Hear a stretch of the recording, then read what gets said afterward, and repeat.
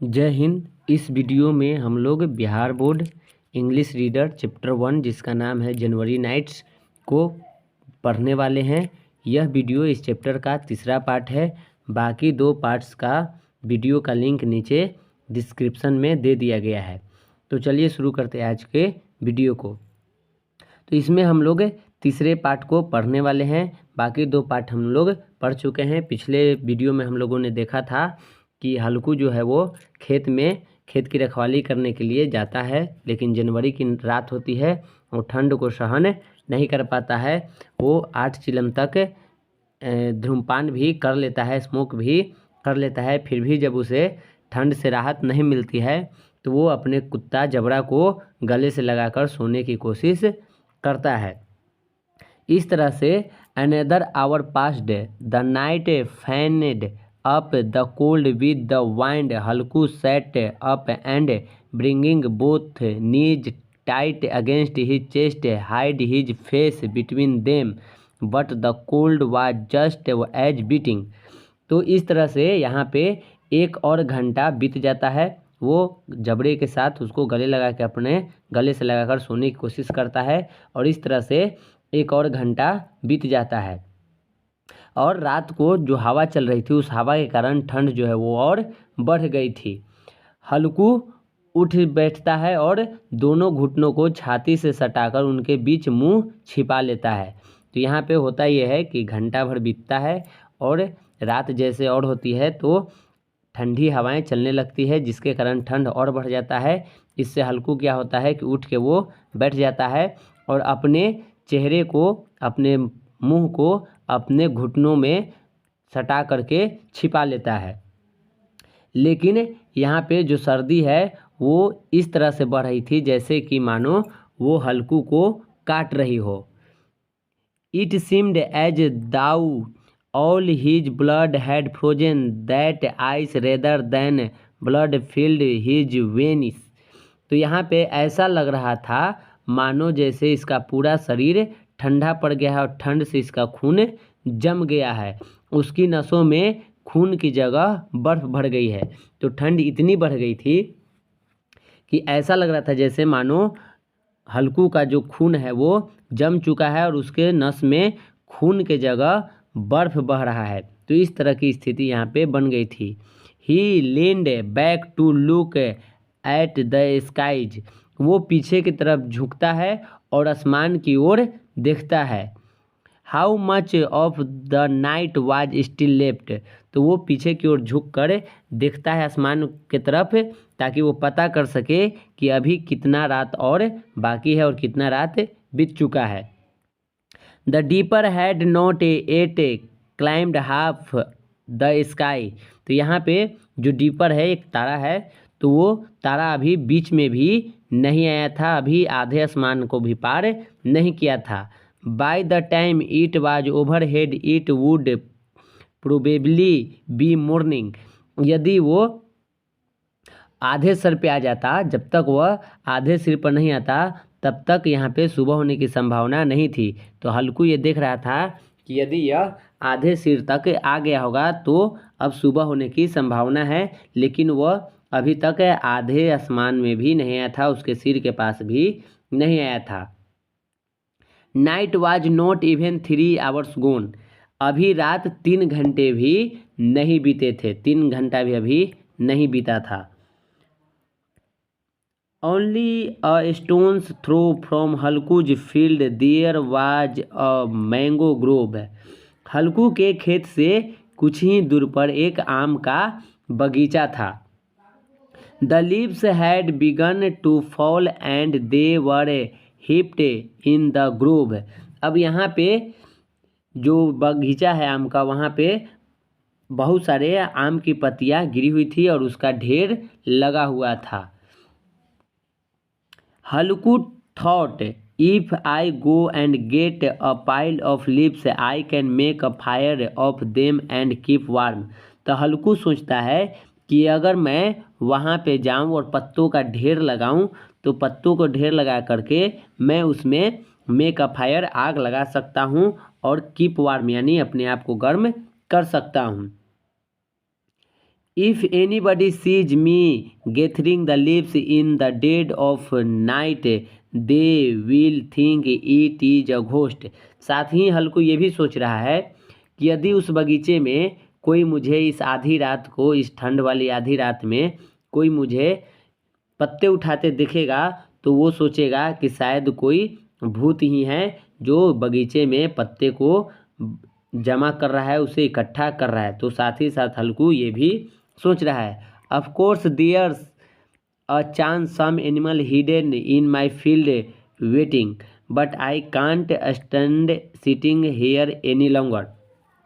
इसके अलावा हल्कू ये भी सोच रहा है कि ऐसा भी हो सकता है, ऐसा भी होने की संभावना है कि कोई जानवर जो है वो छुप के बैठा हुआ है मेरे खेत के बगल में, जो इंतज़ार कर रहा है कि कब मैं यानी हल्कू कब वहाँ से जाए और खेत उसके जानवर जो है वो उसके खेत को नष्ट कर देवे। तो हल्कू ये सब बातें सोच रहा था और साथ ही ये सोच रहा था कि मैं अब यहाँ ज़्यादा देर नहीं रुक सकता हूँ, मैं बगीचे में जाऊँगा। तो इस पैराग्राफ में ये होता है कि हल्कू के खेत से थोड़ी दूर एक आम का बगीचा है जहाँ पे बहुत सारे आम के पत्ते गिर के ढेर लग चुके हैं। हल्कू सोचता है कि यदि मैं उस बगीचे में जाऊं तो वहाँ पे इन पत्तियों को इकट्ठा करके आग जला सकता हूँ और ख़ुद को गर्म कर सकता हूँ। लेकिन साथ ही साथ वो ये भी सोचता है कि अगर इस अंधेरी रात में कोई मुझे पत्ते को इकट्ठा करते देखेगा तो सोचेगा कि कोई बगीचे में भूत ही है। इसके अलावा ये भी हो सकता है, संभावना ये भी है कि कोई जानवर छुप को बैठा हुआ है कि कब मैं अपने खेत से जाऊं और वो मेरा फसल नष्ट कर देवे। लेकिन मैं अब ज़्यादा देर यहाँ नहीं रुक सकता हूँ, मैं तो बगीचे में जाऊँगा। तो इस पैराग्राफ में हल्कू इतनी सारी बातें सोचता है। He ripped up some stalks from a nearby field, made a broom out of them, and picking up a lighted cow dung cake went towards the grove.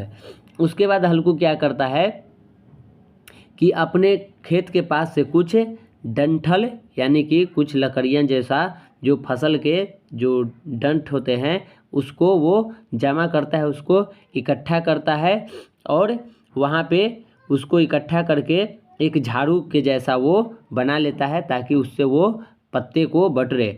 तो इस तरह से डंठल का एक वो झाड़ू बनाता है और गाय का जो गोबर का जो उपला होता है उसका वो जलावन लेकर के उसको जलते हुए उसको ले करके जला करके वो ले करके बगीचे की ओर चल देता है। Jabra watched him coming and ran to him wagging his tail. Jabra ये सब देख रहा था और उसने अपने मालिक को जब बगीचे की ओर जाते देखा तो भी उसके पीछे पीछे दौड़ते हुए अपना पूंछ हिलाते हुए चल दिया। Halku said I couldn't stand it any more. Jabra Halku कहता है कि अब और यहाँ पे सहा नहीं जाता है, मैं ज़्यादा देर और यहाँ पे नहीं रुक सकता हूँ। वो जबरा से ये बात कहता है। Come along let's go into the orchard and gather leaves to warm up with. तो कहता है वो आगे कि जबरा को कि तुम मेरे साथ आओ, बगीचे में चलो और वहाँ पे हम लोग कुछ पत्तियाँ इकट्ठा करेंगे और उन पत्तियों से आग लगा करके खुद को गर्म करेंगे। When we are toasted, we will come back and sleep. The night's still far from over. और आगे कहता है जबरा से हल्कू कि जब हम बढ़िए से वहाँ पे गर्म हो जाएंगे, आग लगाएंगे, जब आग जलाएंगे और अच्छे से गर्म हो जाएंगे तब हम लोग वापस आ करके सो जाएंगे। रात अभी बहुत ज़्यादा बाकी है, अभी ज़्यादा रात नहीं बीती है, अभी बहुत ज़्यादा रात गुजारना है। तो चलो हम लोग बगीचे में चलते हैं, वहाँ पे आग लगाएंगे, खुद को गर्म करेंगे और जब ठंड कम लगेगी तो अब हम लोग आ करके सो जाएंगे। Jabra barked his agreement and trotted on towards the orchard. तो जबरा भी सहमति के लिए वो भौंकता है और वो भौंकते हुए अपना सहमति देता है और बाग की ओर बगीचे की ओर चल देता है। Under the trees it was pitch dark and in the darkness the bitter wind blew wavering the leaves and drops of dew dripped from the branches. जैसे ही हल्कू वहाँ बगीचे में पहुँचता है तो वहाँ पेड़ों के बीच में, पेड़ों के नीचे डार्क नाइट थी, यानी कि बहुत सारा वहाँ पे अंधेरा था, एकदम अंधेरा छाया हुआ था। और वहाँ पे ठंडी हवा भी चल रही थी और उन ठंडी हवाओं की वजह से आम की जो पत्तियाँ हैं वो भी धीरे धीरे से हिल रही थी और उनके ब्रांच से, यानी कि आम के शाखाओं से जो ओस की बूंदें हैं, जो पानी की बूंद हैं, वो टप टप करके नीचे की ओर टपक रही थी। तो इस में होता यह है इस पैराग्राफ में कि जबरा से जब वो कहता है हल्कू कि हम लोग बगीचे में जाएंगे, खुद को गर्म करेंगे और जब गर्म हो जाएंगे तो आ करके सो जाएंगे, रात अभी बाकी है, तो जबरा भी इस बात के लिए सहमति करता है, भौंकता है और वो भी जंगल बगीचे की ओर चल देता है। जब बगीचे में हल्कू पहुंचता है तो पेड़ के नीचे बहुत घना अंधेरा छाया हुआ था, ठंडी हवाएं चल रही थी और उन हवाओं के कारण पत्तियां जो है वो हिल रही थी और पानी की जो ओस की जो बूंदें थी वो टप टप करके टपक रही थी, नीचे की ओर टपक रही थी। Suddenly a gust carried the scent of henna blooms to him, where that sweet smell coming from Jabra, और can't your nose make out anything as fragrant as this. अचानक पे यहाँ पे एक झोंका आता है और फूलों की खुशबू उसके नाकों तक पहुँचता है। वह मीठी गंध कहाँ से आ रही है जबरा? तो जबरा से वो हल्कू पूछता है कि ये मीठा सा गंध कहाँ से आ रहा है?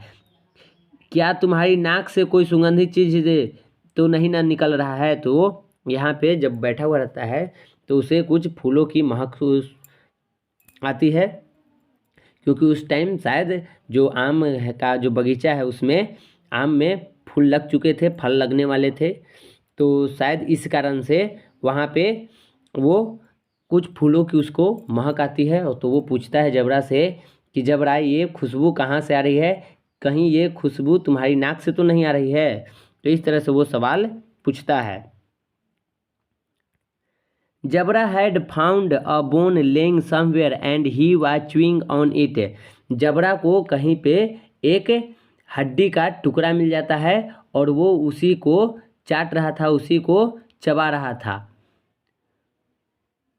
हल्कू set his fire down on the ground and began to gather the leaves. Halku जो आग लगा करके ले गया था गाय के गोबर से, वो नीचे ज़मीन पर रख देता है और पत्तों को जमा करने लगता है। His hands were frozen, his bare feet numb, but he had piled up a regular mountain of the leaves and by making a fire out of them he had burn away the cold. तो जब वो पत्ती इकट्ठा करने लगता है, पत्तियों को इकट्ठा करता है, तो उसका हाथ जो है एकदम ठंडा पड़ जाता है, बर्फ़ की तरह ठंडा हो जाता है। उसके जो पैर हैं वो एकदम सुन्न हो जाते हैं, लेकिन वो अपना लगातार यहाँ पे पत्ता जमा करते रहता है और पत्तियों का एक पहाड़ बना लेता है। बहुत ज़्यादा पत्तियाँ ये इकट्ठा कर लेता है और फिर उसमें आग जला देता है और ठंड को भगाने की कोशिश करता है। In a little while, the fire was burning merrily. The flames leaped upward, licking at the overhanging branches. तो थोड़ी ही देर में आग धूं धूं करके जलने लगता है और आग की लपटें इतनी ज़्यादा हो जाती है कि ये पेड़ के जो शाखाएं थी वहाँ तक पहुँचने लगती है, यानी कि बहुत ज़्यादा ही यहाँ पे पत्तियाँ इकट्ठा करके हल्कू आग लहका लेता है। In the flickering light the immense trees of the grove looked as though they were carrying the vast darkness on their heads. तो यहाँ पे जिस तरह से यहाँ पे हवाएं जो आग लग रहा था और आग से जिस तरह के वहाँ पे रोशनी निकल रही थी, वो ऐसा लग रहा था देखने में जैसे कि इन टिमटिमाती रोशनी में उपवन के विशाल वृक्ष ऐसे प्रतीत हो रहे थे जैसे वे विशाल अंधकार को अपने सिर पर उठाए हुए हों। तो यहाँ पे जैसे ही हल्कू आग लहकाता है तो इसके कारण जो रोशनी आती है, ये रोशनी से देखने में ऐसा लगता है जैसे कि ये एक छोटी सी रोशनी पूरे अंधेरे को अपने सिर पे उठाए हुए है। In the blissful sea of darkness the fire light seem to pitch and toss like a boat.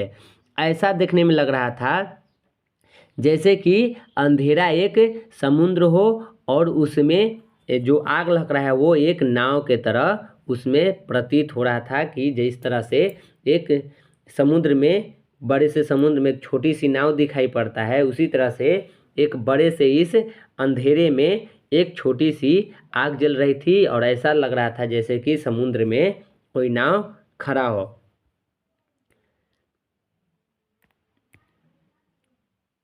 Halku sat before the fire and let it warm him.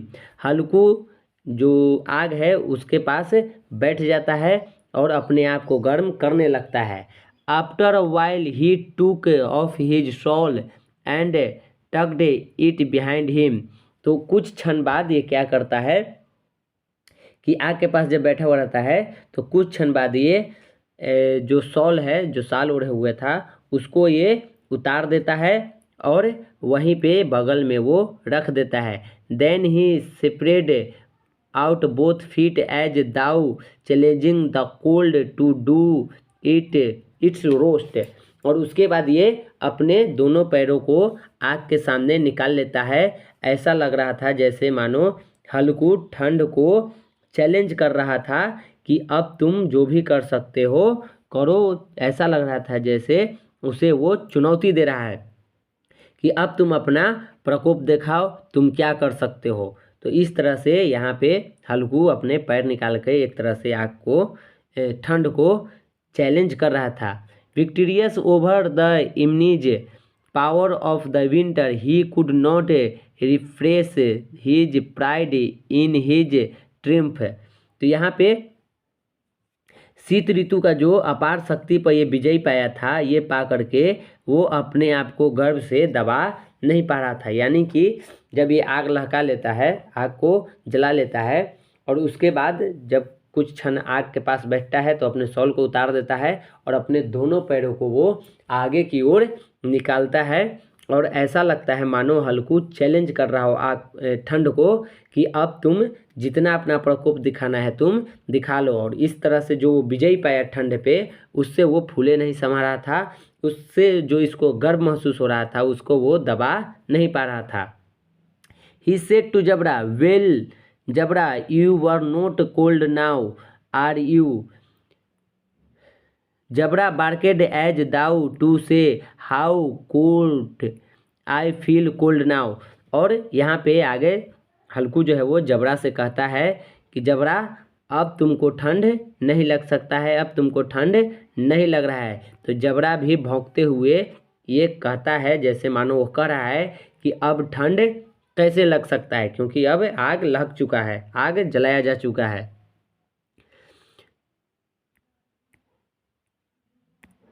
We should have thought of this plan before, then we had never have become too chilled। आगे हल्कू जबरा से कहता है कि हम लोग को ये बात पहले ही सोच लेना चाहिए था। अगर हम लोग ये पहले ही सोच लेते तो हम लोग को उतना ठंड नहीं सहना पड़ता, हम लोग इतना ठंड नहीं सहते। जबरा वेग्ड हिज टेल, जबरा अपना पूंछ हिलाते रहता है। Fine now what do you say we jump over the fire.